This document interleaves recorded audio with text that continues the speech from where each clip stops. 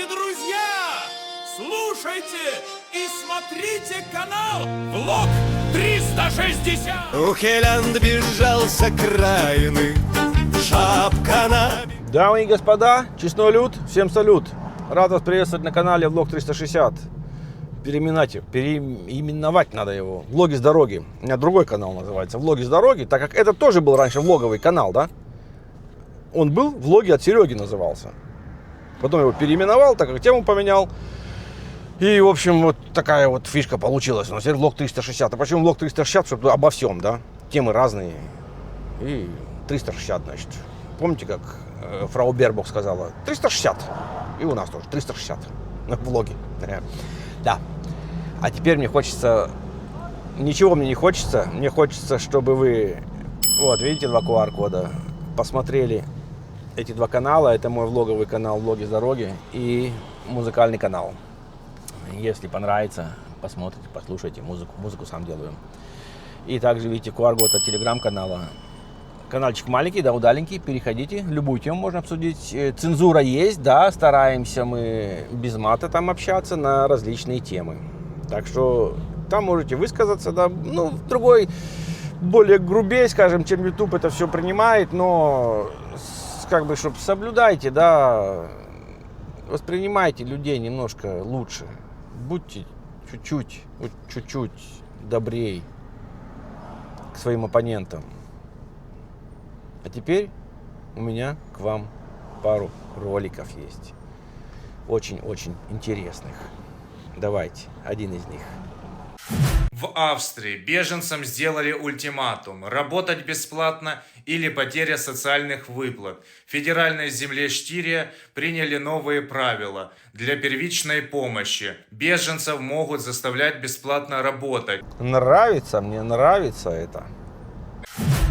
Вы можете, понятное дело, отказаться, но последствия могут быть такие, что полностью снимут с вас социальные выплаты.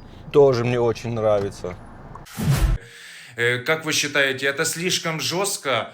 А также эта тенденция будет распространяться по другим федеральным землям Австрии, может быть, по странам? Пишите свое мнение и поддерживаете ли вы это? Да, ребятки, напишите свое мнение. Очень интересно узнать, поддерживаете ли вы это. Окей, Австрия, ну, значит, Германия не за горами, это очень хорошо, я поддерживаю это мнение. Мужик, я лайк, ну, я тебе лайк не поставил, в принципе, да. Но я за, это хорошие законы, в принципе, да, они такие должны быть везде законы. Вы напишите тоже. Друзья, я понимаю, те, кто смотрит меня со стран СНГ, вам, наверное, все равно это, да. Но хотя бы ответьте те, которые проживают в Европе, да. За такие ли вы законы или нет. Это будет очень интересно. Ну и теперь у меня еще один ролик вам есть интересный. А перед тем, как ролик, немножко рекламы. Бесплатной рекламы, ребятки. Бесплатная. Даже не реклама, а просто совет. Cargo-In поможет вам, растаможить, перевести любой груз по всем странам Европы, СНГ, Америки, также РФ, включая РФ. Компания моего друга Cargo-In находится в Германии. Все контактные телефоны, электронная почта вы найдете в описании под этим роликом. Спасибочки. Ну а теперь посмотрим ролик. Если у тебя параграф 24, это видео может тебя реально коснуться уже в ближайшее время, потому что ЕС обсуждает продление. Эта тетка раздает советы. Послушаем. Но есть один момент, о котором почти никто не говорит. Даже если защиту продлят, это не значит, что ты останешься на тех же условиях. Ты можешь потерять выплаты, бесплатное жилье, страховку и, самое главное, право просто жить здесь без условий. И вот вопрос. Ты вообще готов к этому переходу? Если нет, сейчас лучше разобраться заранее, чем потом резко остаться без всего. Сохраняй это видео и делись с друзьями. А больше о жизни в Германии у меня на аккаунте. Подписывайся. Вот как. Больше у нее на аккаунте о жизни в Германии. А вы готовы жить так, не получая пособий и не получая оплат за квартиру? А? Напишите ко мне, пожалуйста. Господа гости, мне очень интересно. Кричат, до 28 года продлили. Да нет, не продлили. Это все вот вам показывают. Брюссель ничего не продлил официально, да? Он сказал, ничего не будет. Все будет на усмотрение стран, в которых вы проживаете. То есть будет зависеть от возможности страны оплачивать дальше какие-либо пособия, выплаты, оплачивать квартиры, ну, в общем, жилье и все то, что вы там пользуетесь чем, да, это будет так. И если страна почувствует то, что денежек нету, а смотрите, как шприт поднялся, ну, кост топлива и все остальное, значит, все остальное поднимется дороже будет. То есть, значит, денег не будет. Делаем выводы. Готовы ли вы? Но это еще не все. Это еще не все, ребятки. Еще один ролик. Это ролик о том, что беженка одна интересуется, а почему в Германии, когда слышат русскую речь, они сразу переходят на немецкий язык. Вот это мне тоже очень интересно. Давайте послушаем. Его я, кстати, еще не видал. Я так, курс глянул немножечко, да, так как некогда было. Разговаривала сегодня с бабушкой и дедушкой по телефону. Молодец. По крайней мере, звонишь бабушке и дедушке. Я тоже звоню. Родителям своих бабушек, дедушек нет у меня уже. Звоните. И вы, ребят, звоните. Звоните своим старикам, да, чаще. Просто позвоните, спросите, как дела, да, как здоровье. Не ленитесь. Раз в день, 2 раза в день позвоните. И поверьте, им это очень приятно услышать просто ваш голос. Смотрим дальше. Они говорят, хорошо, что в Германии много славян. Все-таки среди своих людей чувствуешь поддержку. Я говорю, здесь такая поддержка. Например, вчера я заходила, чтобы отправить письмо, и там 2 женщины, 2 работницы разговаривали на чисто русском языке. И когда я подошла и сказала, здравствуйте, я хочу отправить письмо, они перешли на немецкий. Правильно. Я говорю, это правильно. Тут не зависит от славяне, не славяне они, да. Дело в том, вы проживаете в другой стране. Немец ли вы, не немец, да, как вы любите говорить, русские немцы, российские немцы, да, это вечный спор тоже.